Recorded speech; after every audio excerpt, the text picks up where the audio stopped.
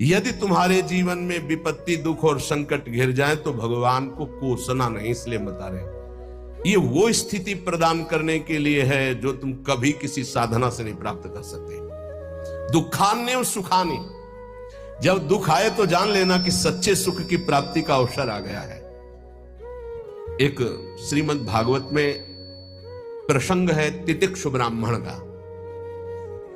उसने कभी भी धर्म नहीं किया था, जीवन भर धन कमाया, परिवार का खूब विस्तार था, कंजूस स्वभाव का था, खूब पैसा एकत्रित करता, परिवार को भी नहीं सुख सुविधाएं देता, ना स्वयं लेता। जब हम धर्म नहीं करते हैं तो एकत्रित किया हुआ धन विविध प्रकार से नष्ट हो जाता है। इसलिए बुद्धिमान वही है जो अपने धन का सदुपयोग कर ले। जमा करना केवल उसका लक्ष्य नहीं, उसका सदुपयोग होना। धन्य है जिन्होंने धन का सदुपयोग कर लिया। उसने सदुपयोग भी नहीं किया, ना तो शरीर में, ना देवी संपदा की प्राप्ति में, ना किसी धर्म में। अचानक आग लग गई, धन नष्ट हो गया। परिवार वाले वैसे ही घृणा करते थे क्योंकि सुख सुविधा साफ छोड़ दिए, उसे निकाल दिए घर से। संपत्ति का नाश, कोई मित्र नहीं, कोई व्यवहारी नहीं। बड़ी अद्भुत घटना श्री कृष्णचंद्र जी उद्धव जी को सुना रहे। अब उसके मन में आया कि अरे, पूरा जीवन जिस परिवार के लिए कोई मेरा नहीं, जो धन कमाया वो तो भस्म हो गया, अब क्या? शरीर तो वृद्ध है, अब क्या? तो हाथ उठाया और कहा, हे भगवान, अगर मेरी आयु अब कुछ भी है तो आज से मैं संकल्प लेता हूं मेरा जीवन आपके लिए। और इतना बड़ा महात्मा हुआ कि भगवान उसका यश गा रहे, पर देख लो उसके लोग उसको थूकते, पीटते, मारते, उसको सह करके वो ऐसा ब्रह्म ऋषि बना कि भागवत में उसकी चर्चा है। दुख भगवान की प्राप्ति निश्चित करा देता है यदि आप उबे ना तो। श्री स्वामी ओंकारानंद सरस्वती जी महाराज कह रहे थे, मेरे अंदर कोई भजन की कभी वृत्ति नहीं थी। मैं एक कपड़े का व्यापारी, नई अवस्था, आसपास कपड़े की दुकान थी, मेरी दुकान ज्यादा चलती थी। उन लोगों ने हमसे द्वेष कर लिया और रास्ते में घेर करके हमें बहुत मारा, जूतों से, थप्पड़ से, खून खच्चर कर दिया। जब मैं घर गया कपड़े भीजे हुए खून से, परिवार वाले बहुत रोए कि ऐसा। मैं कुछ किसी से नहीं बोला, सह गया। पर उन लोगों में एक था बहुत ही दुष्ट, उसने 2-3 दिन बाद फिर अकेले मुझे मारा। तब मेरे दिमाग में आया कि कब तक पीटता रहूंगा, अब इसको मैं मारूंगा। तो व्यापारी था ही, मैंने करौली खरीदी, उन्हीं के बिल्कुल यथावत शब्द, करौली खरीदी, और रास्ते में जहां मुझे पीटा था वहीं खड़ा हो गया। अब वो तो पीटने वाले थे, उनको डर तो था नहीं, उनको पता नहीं था कि मैं किस भाव में खड़ा हूं। जे भी हुआ है मैं दौड़ पड़ा, मार करौली, उनको मार डाला, उसको मार डाला, और मार करके मैं कोतवाली पहुंचा और वहां आत्मसमर्पण कर दिया। बिना किसी गवाही के, मेरी ही गवाही में मुझे तन्हाई की सजा दी गई। जब तक न्याय ना होगा तब तक तन्हाई की सजा। और उसमें था कि आसपास कीलें लगी थी, बस केवल खड़े हो सकते हो, बैठ सकते हो, ना इधर ना इधर, बिल्कुल सीधा। जब वहां पहुंचा तब सोचा कि अरे, ब्राह्मण के घर जन्म मिला और ये जीवन ऐसे कटेगा, ये तो भारी पाप हो गया हमसे। बस हाथ उठाया उसी तन्हाई में और कहा, एक बार मुझे अवसर दिया जाए, हे परमात्मा, हे परमेश्वर, मैं आजीवन आपका भजन करूंगा।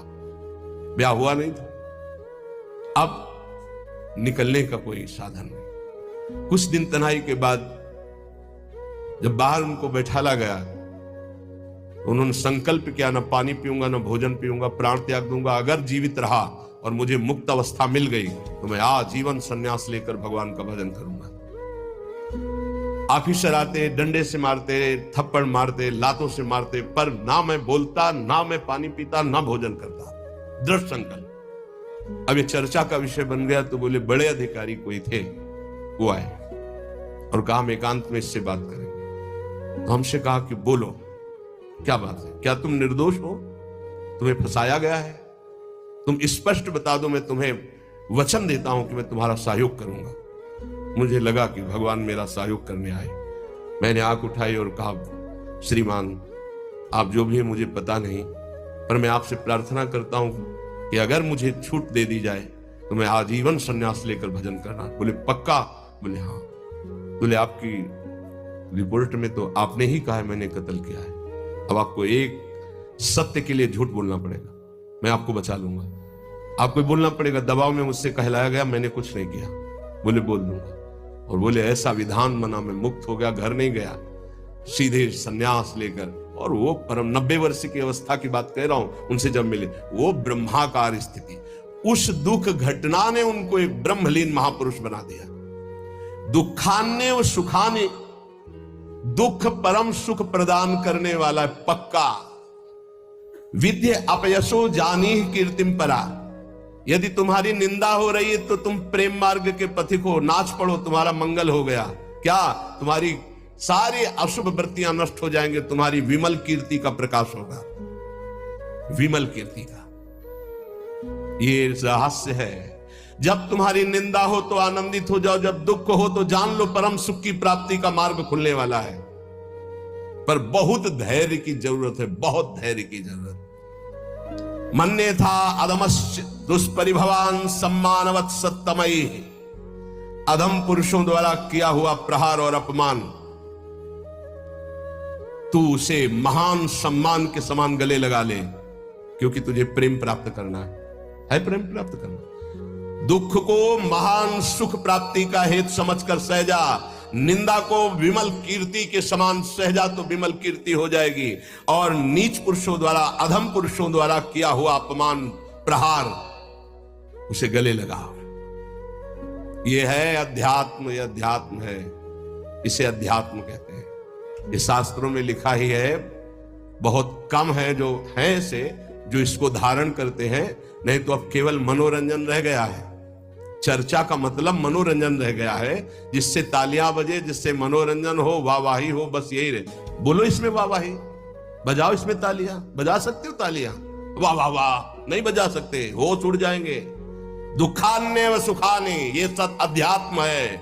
विद्या अपयसो जाने कीर्तिम पराम, ओठ सूख जाएंगे जब धारण करने की सोचोगे। अध्यात्म। दैन्यान्येव महाविभूति मति सल्लाभान लाभान सदा, दैन्य ये महाविभूति है वैष्णव की। वैष्णव के पास संपत्ति क्या है? दैन्य। यही दरबार दीन को आदर रीति सदा चली आई। दैन्य। दैन्यान्यो महाविभूति मति सल्लाभान लाभान सदा, अलाभ को परम लाभ जानकर दैन्य भाव से मान अपमान दुख सुख जो भी परिस्थिति निंदा स्तुति सबको चीरता हुआ जो नाम जप करता हुआ आगे बढ़ता है, तो कह रहे वृंदावनम जीवनम, उसके जीवन में दिव्य वृंदावन का प्रकाश हो जाता है। भक्ति के सारांश में वर्णन करते हैं 64 अंग है। यदि ये 64 अंग भक्ति के संपूर्णतया हृदय में प्रकाशित हो जाए तो प्रेम अपने आप जागृत हो जाएगा। पहले एक उपासक ने प्रश्न किया कि हम कभी ये जपते हैं, कभी ये जपते हैं, कभी इनकी सेवा करते, कभी इनकी सेवा करते, बड़ा मन चंचल और दुविधा में फंसा रहता है, क्या करूं? तो यहां पहला भक्ति का लक्षण है श्री गुरु चरणों का आश्रय लेना। श्री गुरु चरण पादाश्रया। जब हम गुरुदेव के चरणों का आश्रय ले लेते तो ये प्रश्न ही नहीं बनता जो वो प्रश्न कर रहे थे। ये प्रश्न उन्हीं का बनता है जो मनमुखी चाल चल रहे हैं। गुरुमुखी में ये प्रश्न नहीं। बोलो जितने गुरुमुखी हो, तुम्हें प्रश्न है कि मुझे क्या करना क्या नहीं करना? तुम्हें पता होगा मुझे किसकी उपासना करनी हो, कैसे करनी है। अगर इतना पता नहीं तो गुरुमुख नहीं हो। कंठी बंधवा लिए हो, अभी गुरुमुख नहीं हुए तुम। गुरुमुख वही जिसका समाधान हो चुका है।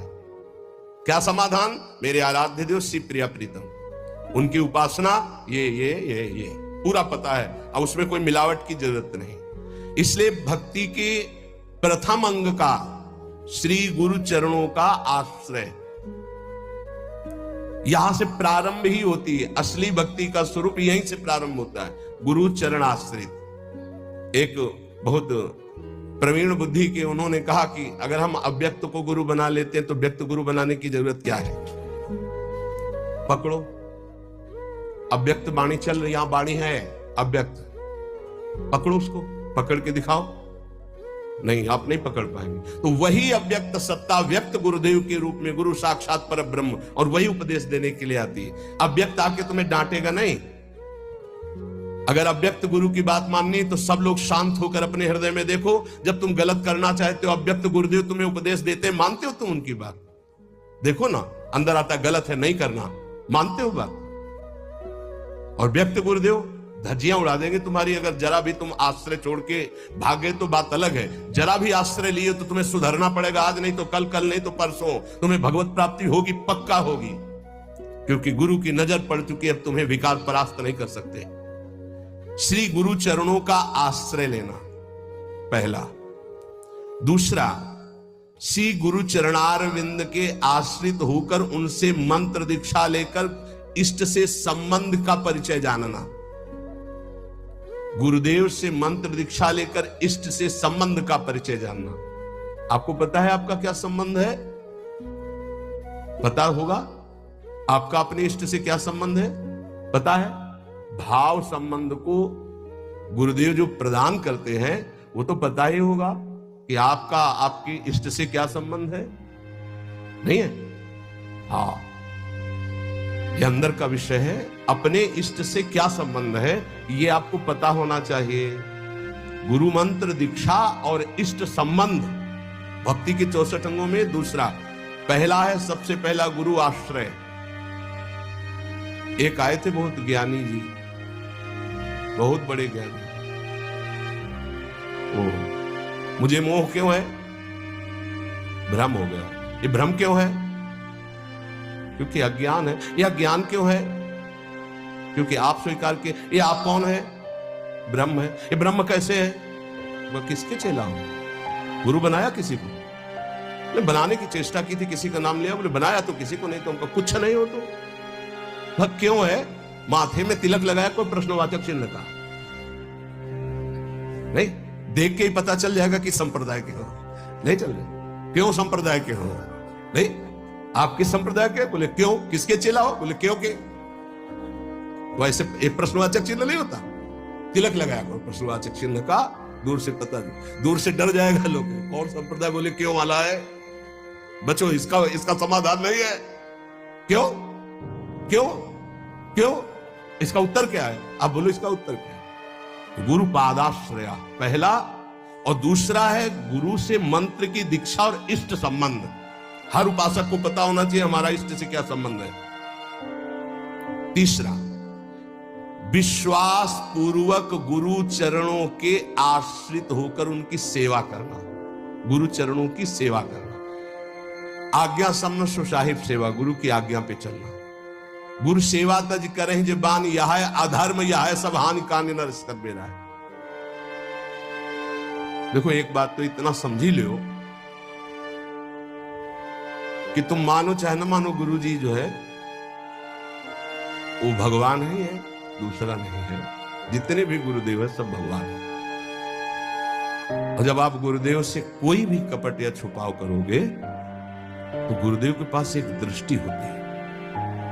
ऐसे ऐसे देखो ना, तो टेलीविजन में सब नहीं दिखाई देता, जो चैनल लगा वो चल पड़ता है, ऐसे चल पड़ता है हर चैनल। तब हंसी आती है। कितने बच्चे होते हैं, क्या समझते हो गुरु को? मनुष्य मानते हो? नहीं, कभी ऐसा। हम सबसे हाथ जोड़कर प्रार्थना करते हैं, एक घर ऐसा रखो जहां सत्य की व्यवहार वृत्ति हो। गुरुदेव, माफ हो जाएगा, सब माफ हो जाएगा, हमारी बात मान लेंगे। तुमने ऐसा किया जी, तो तुम्हें दंड भोगना पड़ेगा जी। कोई छुपाव नहीं, कोई कपट नहीं, कोई मत डरो। गुरु से सत्य व्यवहार करो, ये सबसे बड़ी गुरु सेवा है। गुरु ते कपट मित्र ते चोरी, या हो निर्धन या हो कोढ़ी। हम संतों की भाषा कह रहे हैं। कुष्ठ रोग से ग्रसित हो जाता है आगे चलकर जो गुरु से छल कपट करता है। ध्यान रखना, निर्धनता, भजनहीनता, ये सब उसके जीवन में आ जाएगी। ये सब 2 मिनट का काम, माया का 2 मिनट का काम है। फूलो मत, भूलो मत, सावधान। जिन्होंने मंत्र दिया है, जिन्होंने अपना जीवन दे दिया है, उनके तुम लाड़िले हो, तुम्हारा अमंगल करेंगे। तुम्हें डरना है इस बात से केवल कि हमसे कोई त्रुटि ना हो जाए। गुरु जी हमें डांटेंगे या फटकारेंगे या मारेंगे तो हमारा जीवन कृतकृत्य हो जाएगा। सच्ची मानिए, अभी मारा ही नहीं पड़ी इसीलिए तुम बहक रहे हो। एक बार माया की मार तो बहुत खा चुके हो तुम। एक बार गुरु की पड़ जाएगी चपत तो जीवन ठीक हो जाएगा, पक्का समझ लो। जिस दिन गुरु करुणा करके एक चपत मार देंगे उस दिन से माया मारना बंद कर देंगे, पक्का समझ लेना। वो बड़े भाग्यशाली हैं जिनको गुरु की डांट और चपत लगती है। मनमानी आचरण करके ऐसा मत करना कि अब चपत खानी ही है कुछ ऐसा करे कि नाराज हो जाए तो फिर दिन भर नाराज ही बने रहेंगे। इतने हैं, अगर हमसे कोई गलती होती है और गुरु हम पर नाराज होते हैं, चपत मार देते हैं, तो माया की चपत से मुक्त हो जाओगे, पक्का। डरना नहीं, डरो इस बात से कि कहीं हमारे और गुरु के संबंध में कोई बीच में ना आ जाए, बस ये बात, कहीं दरार ना पड़ जाए। और जो डर होता है वो माया जनित, हम डरते नहीं। नरसिंह भगवान से सब डर रहे थे, प्रहलाद जी डरे क्या? दौड़ के गोद में हमारे गुरुदेव है, हमारे माता पिता है, हमारे मित्र हैं, हमारे प्रीतम है, हमारे स्वामी, यही सब है। तुम्हें हो माता च पिता, तुम्हें बंधुश्च सखा तुम्हें हो। तो गुरुदेव के प्रति निष्कपट निश्चल भाव रखना, इससे बड़ी कोई सेवा नहीं है।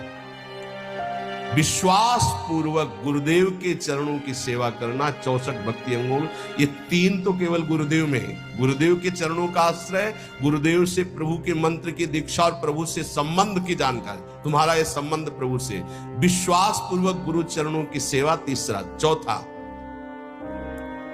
जिस मार्ग में बड़े बड़े महापुरुष चले आए हैं उसी मार्ग का अवलंबन लेना। कोई नया स्थापित मार्ग नहीं, आचार्य परंपरा से होना चाहिए। लाखों इस परंपरा में सिद्ध रसिक हो गए हैं, लाखों, एक दो नहीं, लाखों, जो भगवत प्रेम में मत वाले। ये जो हमारी वैष्णव परंपरा है वो 4 संप्रदाय है। इसके अलावा ये निकुंज की जो उपासना है ये अलग है।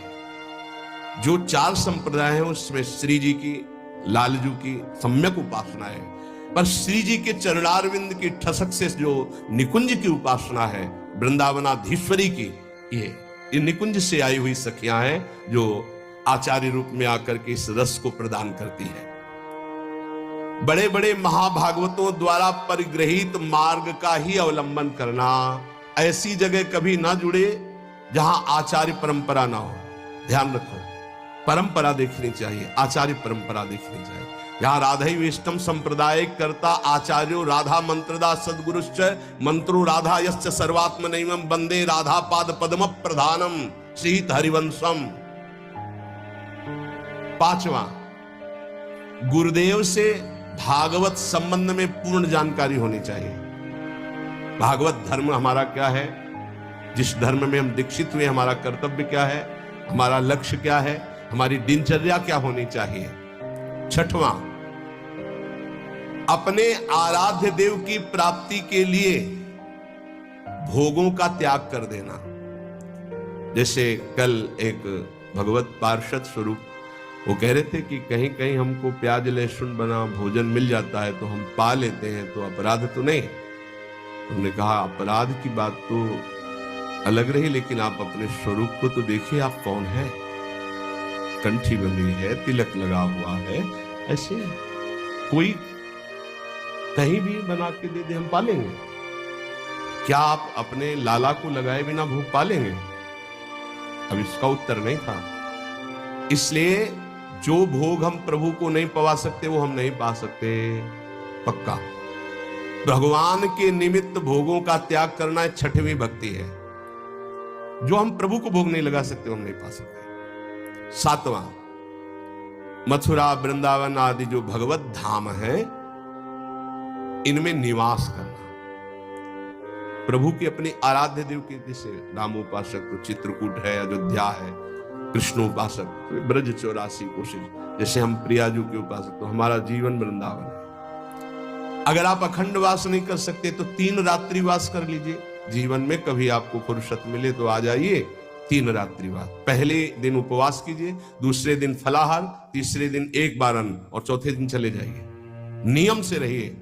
अगर आप कभी अवसर मिले तो कार्तिक मास है, सावन मास है, 10-15 दिन रुक गए, नहीं है तो 3 रात्रि रुक गए, नहीं ज्यादा है तो 24 घंटे रुक गए, लेकिन यात्रा करनी चाहिए। महाप्रभु चैतन्य देव जी ने जब जगन्नाथपुरी में नवद्वीप के सब वैष्णव जन गए थे तब यही कहा था कि गृहस्थी में विशेष भगवत आराधना का समय नहीं रहता, तो साल 6 महीने में ऐसा समय निकालना चाहिए कि 2-4 दिन साधु समागम करें, धाम वास करें, पुरी में वास करें, भगवत दर्शन, ऐसा करना चाहिए।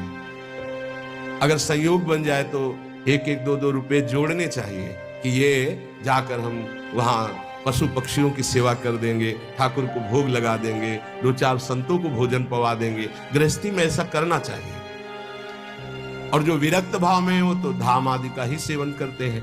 7वां यह है मथुरा, वृंदावन, ब्रज, ऐसे 84 कोश है हमारा परम पावन ये ब्रज धाम, तो निवास करना चाहिए जितने दिन हो सके। अखंड तो को हो, कोई विशेष भाग्यशाली ये लाभ लेता है। 8वां,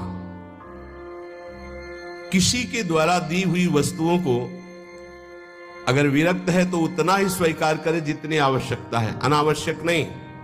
और गृहस्थ है तो किसी के द्वारा दी हुई वस्तुओं को स्वीकार ही ना करे।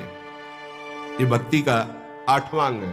आप गृहस्थ हो, आप अगर नमक रोटी भोग लगाओगे ठाकुर जी को बहुत अच्छा लगेगा। अपनी कमाई का, अपने दूसरे से लेने की जरूरत नहीं। ये जो चटोरापन आ जाता है फिर उससे भक्ति नष्ट हो जाती है, चाहे गृहस्थ हो चाहे विरक्त हो। विरक्त जितनी आवश्यकता हो, गृहस्थ अपनी धर्म की कमाई, दूसरे के आगे हाथ फैलाना गृहस्थ का धर्म नहीं। 9वां, व्रतों का सम्मान करना। 64 भक्ति अंगों में है, जो भागवतिक व्रत हैं उनका सम्मान करना, उन दिनों में व्रत रहना, ऐसा। लेकिन यहां वृंदावन नित्य विहार उपासना में विधि निषेध नहीं दास अनन्य उत्कृष्ट व्रतधारी, यहां उत्कृष्ट व्रत धारण किया गया है।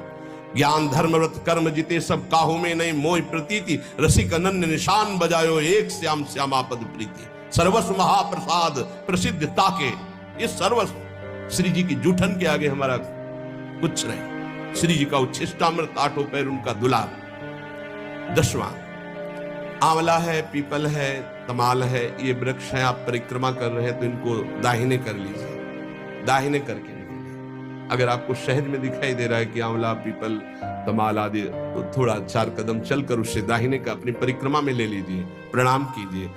इनका सम्मान करना ये भक्ति का 10वां अंग है। 11वां, जो भगवान की निंदा करने वाले हैं, भक्तों की निंदा करने वाले हैं, भक्ति की निंदा करने वाले, ऐसे भगवत विमुख को पहचान ले और उसका कभी संग न करे। ये भक्ति का अंग है। ऐसा संग जिनके संग कुमति मति उपजे, करत भजन में भंग, तजोरे मन हरि विमुखन को संग। ये दीक्षा देने में एक अंग का वर्णन जरूर करते हैं कि ऐसे लोगों का संग कदापि न किया जाए। दूसरा कहते हैं कि भोजन, जैसे आप रिश्तेदार या नातेदार के यहाँ गए या कहीं गए, वहां मांस पात्रों में बनता है और आपने वैष्णव तिलक आदि लगा रखे, लोग आपको खीर पूड़ी बना के दे तो भी आपको नहीं पाना है, क्योंकि रसोई तो वही है, पात्र तो वही। हमारा वैष्णव धर्म आज्ञा नहीं करता ऐसा। इसीलिए भगवान के लिए भोगों का त्याग करना। 12वां, अनाधिकारी को शिष्य बना लेना। गुरु को नरक जाना पड़ता है, ध्यान रखना। ये व्यवहार का विषय नहीं है। हरे शिष्य धन शोक न हरई, सो गुरु घोर नरक मा परे। एक दिन एक गुरु शिष्यों के साथ जा रहे थे तो एक बड़े केचुआ में, केचुआ समझते ना जो मिट्टी खाता है, लाल चींटी लगी थी हजारों। तो उनका गुरुदेव, कितना इसको कष्ट हो रहा होगा, क्या इसने ऐसा काम किया, इसके कोमल शरीर को लाल चींटी काट ले तो बहुत कष्ट होता, खुजलाता, दाग बन जाता बहुत। बोले हजारों इसके कोमल शरीर में लगे। ध्यानस्थ हुए, कहा बेटा ये गुरुजी है, ये चेला है। ये गुरुजी है जो केचुआ बने हैं और ये चेला है जो चींटी बनी से धन लिया है। भगवत प्राप्ति की कोई चर्चा नहीं, तो ये देखो ये लीला हो रही। एक न सुने एक नहीं देखा, गुरु शिष्य अंध बधिर कर लेखा। गुरुदेव उपदेश नहीं कर रहे, अपने शिष्य को गलत मार्ग में जा रहा है तो डांट नहीं रहे, और शिष्य गुरुदेव की बात नहीं सुन रहा, दोनों नरक भोगेंगे। अनाधिकारी को शिष्य बनाने का मतलब है अपनी गति में फर्क डाल लेना। इसलिए आरत अधिकारी जब पावे गूढ़ तत्व, ये व्यवहार का विषय नहीं कि आपके व्यवहार से हम दीक्षा दें, ये डायरेक्ट सीधा है। हमें अनुकूल लगा तो देंगे, हमारे धर्म के अनुकूल, नहीं लगा तो कोई व्यवहार का विषय है, ये धर्म का विषय है, ये जीवन का विषय है। तुम थोड़ी नरक में हमारी रक्षा करोगे, हम तुम्हारी नरक में रक्षा करेंगे। हमारे अनुकूल चलना होगा, जो धर्म का आचरण है। अनाधिकारी को शिष्य बनाने का मतलब है गुरु अपने नरक का निमंत्रण कर देना, या तो सभा में मना कर दे। सेवा विचारम नामक ग्रंथ, उसमें हमने पढ़ा था कि यदि शिष्य आज्ञा का पालन नहीं करता अनाधिकारी, तो सभा में खड़े होकर के उसका त्याग कर दे, बता दे कि हम त्याग करते हैं, आज के बाद स्वीकार नहीं है शिष्यत्व इसका, हमारी आज्ञा का उल्लंघन, तो आप बच जाओगे, नहीं तो भोगना पड़ेगा। 13वां, भक्ति के विरोधी ग्रंथों का कभी अवलोकन न करें। कॉमिक्स पढ़ रहे हैं, ये पढ़ रहे हैं, वो देख रहे हैं, ये देख रहे हैं, ये करते हैं, वो गेम खेल, अरे यार राधा राधा राधा राधा राधा, कृष्ण कृष्ण कृष्ण कृष्ण कृष्ण, इसमें समय लगाना है कि उसमें लगाना है? मजीरा उठाओ, 1 घंटा कीर्तन करो, भागवत उठाओ, 10 अध्याय पाठ करो, गीता जी उठाओ, उसका ये भगवत मार्ग भाई। भगवत विरोधी भावों को नहीं, भगवत विरोधी ग्रंथों को नहीं। 14वां, जिससे हमारी भक्ति में बाधा पड़े ऐसे कभी कार्य ना करें। बड़े बड़े व्यवहारिक कार्य, बड़े बड़े सामाजिक कार्य, बड़ी बड़ी सभाएं जिससे हमारा भजन छूटे, ठीक। पूज्य पंडित गया प्रसाद जी महाराज गिरिराज वाले, तब माना जाएगा कि आपका भजन हुआ जब बड़े से बड़े शुभ कार्य के अनुष्ठान का मन न चले। सच्ची मानिए, महा उत्सव है यदि आप भगवत स्मरण कर रहे हो, इससे बड़ा कोई उत्सव नहीं। हर समय धीमी धीमी मधुर मधुर भगवान की नाम ध्वनि अंदर उठ रही, आप सुन रहे हैं उसे, उसी का चिंतन कर रहे हैं, इससे बड़ी कोई उत्सव की वृत्ति नहीं। भावोत्सवेन भजताम रसकाम धेनुम तम राधिका चरण रेणु महम स्मरामि। चाहे वो ज्ञान मार्ग हो, चाहे भगवत भक्ति का मार्ग हो, जब तक संसार का चिंतन है तब तक न ज्ञानी है न वो भक्त है। और भगवत चिंतन इससे बढ़कर के कोई स्थिति नहीं है। भगवत प्राप्ति के लिए किसी भी चंदे की या किसी भी सहयोग की जरूरत नहीं है। वो हृदय से भगवत स्मरण करे, इसी से भगवत प्राप्ति होती। आप गीता जी और भागवत जी सब उठा करके देख लीजिए। अनन्य चिंतयन्तो माम अनन्य चेता सततम, जगह जगह अनन्य चिंतन। ये दूसरे के द्वारा नहीं होता, ये अपने द्वारा होता है, ये पैसे से नहीं होता है, ये बार बार अभ्यास से मन लगाने से होता है। 15वां, यदि आपके घर कोई अतिथि साधु महात्मा आ गया है, भारी व्यवस्था नहीं है आपके पास, माना तो आज अपना भोजन दे दीजिए, उसमें कंजूसी मत कीजिए। आप अपने किसी उचित व्यवहार के लिए अर्थ ले जा रहे हैं, कोई बीमार तड़प रहा है, आप कष्ट सह लीजिए, वो पैसे से दवा उसको दे दीजिए। ये पूज्य गुरुदेव भगवान के श्रीमुख के वचन। प्राप्त सेवा का कभी भी त्याग नहीं करना चाहिए, वो भगवान की कृपा से आध्यात्मिक उन्नति के लिए होती। प्राप्त सेवा, आप जा रहे हो, कोई बहुत कष्ट से पीड़ित पड़ा है, आपको आवश्यकता है उसकी सेवा, आप बैठ जाओ, उसकी सेवा करो। नहीं कुछ है तो तन से सेवा करो, कपड़े से हवा करने लगो, पानी पिला दो, फिर उस समय जरूरत है तो 4 से याचना करके उसको आप औषधि दिला दो। उचित व्यवहार में, सेवा में किसी भी तरह का कुविचार या कृपणता ना होने पावे। ऐसे तो सब पड़े ही गए, नहीं, प्राप्त से भगवान ने तुम्हें सेवा दी, उस समय करो। कोई आपके घर आ गया तो वक्र दृष्टि से मत देखो, ए तो साधु महात्मा है, ऐसे नहीं। भगवान आए, तुम्हारे पापों का नाश हो जाएगा मंगल के लिए। अगर वो रोटी मांग रहे, भोजन मांग रहे, आप दौड़ कर जाइए, दरवाजे पर उनको भिक्षा दीजिए। सच्चा महात्मा कभी घर में नहीं घुसेगा, ये ध्यान रखना। ऐसे नहीं घुसेगा कि आपके गेट को लांग कर अंदर भिक्षा में जाए, ऐसा कभी नहीं, सिद्धांत नहीं। जो सच्चे मार्ग का पथी को दरवाजे पे ही राधे श्याम बोलेगा, वो अंदर आ ही नहीं सकता, तुम्हें निश्चिंत रहना है। और जो अंदर आने की बात चेष्टा करे तो आपकी श्रद्धा, आपका परिचय है तो ठीक है, नहीं तो अनुमति नहीं है, पक्का। इसमें कभी धोखा नहीं खाओगे। जो सच्चे मार्ग का पथिक को, उसको गुरुजन शिक्षा देते हैं, भिक्षा गेट के बाहर ही ली जाती है। भिक्षा कभी ऐसा नहीं कि आंगन में जाके मांगी जाती हो, कभी नहीं हो। जो आंगन में जाने की चेष्टा करे वो आपका परिचय हो तो ठीक है, आपका विश्वास तो ठीक है, अन्यथा हमारे शास्त्र आज्ञा ऐसा नहीं है। कभी कोई भिक्षा के लिए आ जाए तो अपना भोजन दे दे, लेकिन उसका तिरस्कार ना करे। अगर आप में इतनी भी श्रद्धा नहीं तो 2 बातें तो कर ही सकते हैं। राधे श्याम, वो कह रहा है हमें अमुक चीज चाहिए, असमर्थ हूं, आप जल पी लीजिए, मृदु वचन बुला दीजिए, ऐसे शब्द बोलिए कि उनको बचने का दरिद्रता। आपको नहीं देने की सामर्थ्य, आप मना कर दीजिए। लेकिन कटु वचन और रुद्र दृष्टि अगर अतिथि के प्रति की गई तो सारा आपका पुण्य नष्ट हो जाएगा, सारा पुण्य नष्ट हो जाएगा। ये धर्मशास्त्र के अंतर्गत की बात है। उचित व्यवहार, उचित सेवा का अवसर आया, उसमें कंजूसी मत कीजिए, देने में संकोच नहीं होना चाहिए। अब हमारा फिर क्या होगा? वो विश्वंभर देख रहा है, बहुत सुंदर व्यवस्था करेगा। आज तक जिसने साधु सेवा की, भगवान की प्राप्ति हुई, भगवान की कृपा प्राप्ति हुई। कभी ऐसा नहीं हो सकता कि संत सेवा वाला, कभी नहीं हो सकता। श्री जी उसके वैभव, उसके सेवा में उपस्थित, भगवान उपस्थित है। त्रिलोचन जी के यहाँ संत सेवा में स्वयं भगवान श्री हरि अंतर्यामी बन नौकर बन करके चले गए। तो ये कभी ना सोचो कि भिक्षुक को, साधु सेवा को अगर हम स्वीकार करेंगे तो हमारा कुछ चला जाएगा। नहीं नहीं, एक का वो लाखों देता है, ऐसा महान है उनका मालिक। तो भक्त का ये 15वां लक्षण है 64 अंगों में कि आए हुए प्राप्त अतिथि सेवा, संत सेवा या किसी की ऐसी परिस्थिति, उसमें कंजूसी ना करे, वो बड़े भाव से सेवा करे। 16वां, कुछ भी नष्ट हो जाए शोक ना करे। शोक क्यों ना करे? हमारी बड़ी कीमती वस्तु नष्ट हो गई तो जिसने अनंत ब्रह्मांड बनाया, मेरा स्वामी जिस समय चाहेगा वो उससे बड़ी कीमती वस्तु दे देगा, मैं शोक क्यों करूं? दूसरा, क्रोध न करे। क्रोध होता है कामना से। जब हमारी कामना की पूर्ति में बाधा लगता है तो कामा संजायते क्रोधा। अगर हमारी कामना की पूर्ति नहीं तो हरि कोई बहुत मंगल में विधान कर रहे हैं, हमें क्रोध नहीं करना। अगर कोई हमारा अपमान कर रहा है तो हरि बहुत कृपा कर रहे हैं, मेरे देहाभिमान को गलित कर रहे हैं। अगर कोई हमारी निंदा कर रहा है तो हमारे पापों को नष्ट कर रहा है। उससे जैसा हमारा प्यारा मित्र कौन हो सकता है? तो हमें क्रोध बनता ही नहीं किसी पर करने को।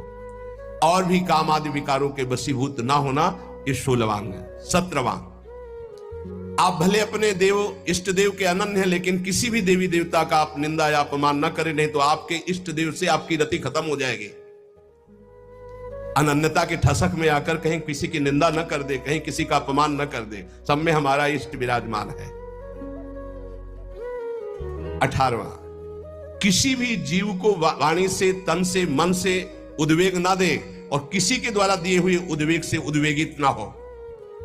ये बहुत काम की बात है।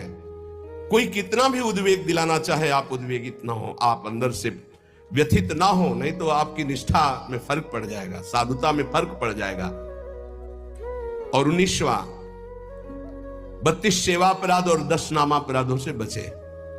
वो चर्चाएं पीछे हो चुकी है। 20वां, यदि कोई भगवान के भक्ति की निंदा कर रहा है तो या तो उसकी जबान बंद करो या कान में अंगुली डालो, वहां से चल दो। राधा राधा राधा राधा राधा राधा। भक्त निंदा कान में नहीं पड़नी चाहिए। हो यहां और कान के पर्दे हिला के पूरा सुनना चाहते हैं। फिर क्या हुआ? अच्छा, ऐसा लग रहा है कि मानो परमानंद की बात, भगवान की कभी चर्चा ऐसे नहीं सुनेंगे, उसमें तो झटके लग जाएंगे आलस्य के। लेकिन किसी की निंदा होने लगे, फिर देखो पूरे कान के पर्दे खोल। क्यों? क्योंकि पतन की तरफ मन हमारा स्वाभाविक जाने के लिए तैयार रहता है। जैसे जल को छोड़ो नीच गति, ऐसे ही मन को छोड़ दो नीच गति। तो अगर किसी भी संप्रदाय के किसी भी संत भक्ति की निंदा हो रही है तो हमको वहां से हट जाना चाहिए या कान में अंगुली डाल लेना चाहिए, नहीं तो भारी अपराध लगता है। संत संभ श्री पद अपवादा, कही सुनीता असमर्यादा, काटी जीव तासु जो बसाई, श्रवण मुंद नत चले पराई। किसी भी संत भक्त महात्मा की निंदा हो रही और सभा में आप बैठे तो आप पाप के अधिकारी होंगे, आप हट जाइए, तुरंत हट जाइए। हरिहर निंदा सुने जे काना, पाप लगे गौघात समाना। गौ हत्यारे को जो दुर्गति होती वही भगवान और भगवान के भक्तों की निंदा सुनने वाले की होती है, करने वाले की होती है। दोनों अपराधी माने जाते हैं। 21वां, गुरु दीक्षा लेकर तिलक मुद्रा वैष्णव चिन्ह ना धारण करना, ये अपराध है। धारण करना चाहिए। अगर दीक्षा ले ली है, देखो हर आचार्य तिलक धारण करते हैं। आद्य गुरु भगवान शंकराचार्य, निम्बारकाचार्य, हर वैष्णव जन चाहे जिस मार्ग के पथिक हो, सब तिलक धारण करते हैं, सब कंठी धारण करते हैं। वो रुद्राक्ष, ये तुलसी जी की कंठी धारण करते हैं। ज्यादा सिद्धावस्था नहीं झाड़नी चाहिए। इष्ट तिलक लगाते हैं, आचार्य लगाते हैं, गुरुदेव लगाते हैं, और हम इतने ऐसे देखने को प्रमाद स्थिति मानी जाती है। सिद्धावस्था, सिद्धावस्था जब तुम्हें भोजन की याद न रहे, तुम्हें शौच लघु शंका की याद न रहे, तुम्हारी दिनचर्या अस्त व्यस्त है, तुम्हें पता नहीं, तुम भगवदाकार वृत्ति में डूबे हुए, अवधूत स्थिति है, वो बात अलग है। उसके लिए लिखा लिखंति भुजमूल तो न खलु शंख चक्रादिकम विचित्र हरि मंदिरम न रचयंति भाल स्थले लसत तुलसी मालिकाम ददति कंठ पीठे नवा गुरुर भजन विक्रमात् को इते महाबुद्धया। वो ऐसी स्थिति को प्राप्त महापुरुष शरीर की सुध नहीं तो तिलक कौन लगावे, कौन कंठी बांधे, कौन दर्पण देख करके लगावे, लेकिन इतनी है स्थिति तो तिलक लगाओ। ऐसी स्थिति जो आचार्य स्वयं धारण करते हैं, तिलक गुरुदेव धारण करते हैं, तो बिना तिलक के 1 मिनट भी नहीं रहना चाहिए। जैसे सुबह आते तो पहले पूरे शरीर में रज और सूखी बट्टी से तिलक की रचना, क्योंकि उस समय नहीं होता कि हम बैठ कर फिर आकर यहाँ तिलक रचना करके ऐसे। अगर हमारे पास समय तो हम चाहे सूखी रज से ऐसे तुरंत तिलक बनावे, वो दिखाई नहीं देगा, पर द्वादश तिलक लगा के ही आगे बढ़ना चाहिए। स्नान के तुरंत बाद तिलक की रचना होनी चाहिए। और कंठी एक इष्टा में रख लेनी चाहिए, कभी ये टूटे तो तत्काल कंठी बांध ली, गुरु प्रदत्त प्रसादी करवा के रख लेनी चाहिए। वैष्णव चिन्हों को जरूर धारण करना चाहिए, माला मुद्रा आदि। 22वां है प्रभु के नाम अक्षरों को मस्तक पर हृदय पे धारण करना। इसको इस रूप में ना ले कि जैसे लिखने में नाम अक्षर, ये नाम अक्षर माला धारण किए तो हम सोच के समय से उतार देते हैं। नाम अक्षर है हमारे इष्ट के, हमारे आराध्य देव के नाम अक्षर है।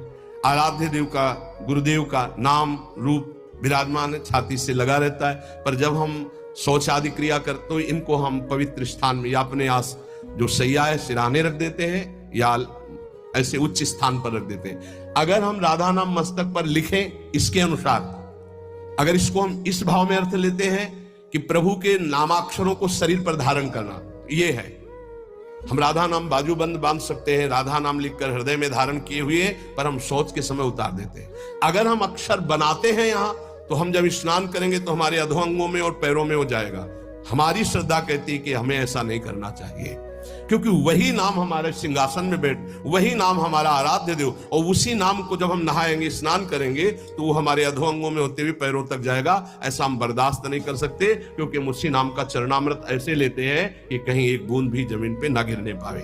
तो हमें जो इसका भाव है कि भगवान नामों का जो अंकन, वो ऐसे भगवान नाम की माला धारण करना, भगवान नाम को ऐसे हृदय में धारण करना, जैसे हमारे बिजली बाबा भगवान नामों का मुकुट धारण करते हैं, भगवान नामों के अक्षरों का, ऐसा बाहर से ऐसे धारण कर लिया, उतार के रख के शौच स्नान आदि करके फिर धारण कर लिया। अभी एक महावैष्णव आए हुए थे महाराष्ट्र से, ठाकुर जी को अपने ऐसे मस्तक पर धारण किए हुए थे, ये गोपाल जी को ऐसे लिए हुए, हर समय प्रसाद पाने के लिए जब बैठे तो सामने ठाकुर जी विराजमान। ऐसे जो महापुरुष धारण करते हैं उनकी श्रद्धा, उनका भाव, लेकिन हमारा आज तक भाव ऐसा, वो घबराहट पैदा हो जाती है कि नाम का जो धोवन चरणों में जाएगा वो बिल्कुल ठीक नहीं। जैसे कुछ भावुक जन अपने हाथों में या ऐसे टेटू में भगवान नाम लिखवा लेते हैं, भगवान रूप बना लेते हैं, और जब शौच आदि होते हैं उन्हीं हाथों से ये बिल्कुल ठीक नहीं है। आपको भगवत रूप पहना, यहाँ पहनिए, समय से उतार कर टांग दीजिए, फिर शौच स्नान करके फिर धारण कर लीजिए। ऐसा मत कीजिए जो ये अंकित करवाना है, तुम्हें ज्ञान नहीं। अब यहां लिखा है राधा कृष्ण, अब शौच तो वही पानी, वो हाथ धोना, वही नहाओगे वही, ये फिर नाम का जो प्रकाश है वो आनंद में नहीं आ पाएगा। ये बात, नाम का आदर, नाम का आदर करना। एक बार पूज्य राधा बाबा ने देखा कि ठाकुर घनश्याम दास जी गीता वाटिका बैठे ही अंगुली से ऐसे लिख दिया राधा, और बाबा उधर से निकले तो अरे ठाकुर ये गलती क्या कर दी, अब इसके एक कण में भी पैर पड़ेगा सारे सुकृत नष्ट हो जाएंगे। राधा नाम लिखा है, बैठ गए बाबा, पूरी रत समेटी, एक एक सब समेट करके और तुलसी के घेरे में डाला का ठाकुर ऐसी गलती मत करना। नाम को जो पहचान गए, नाम को जो जान गए, वो नाम ही को अधीन कर लेते हैं। इसलिए नाम का आदर करना है, पर ऐसे लिखना, ऐसे धारण करो।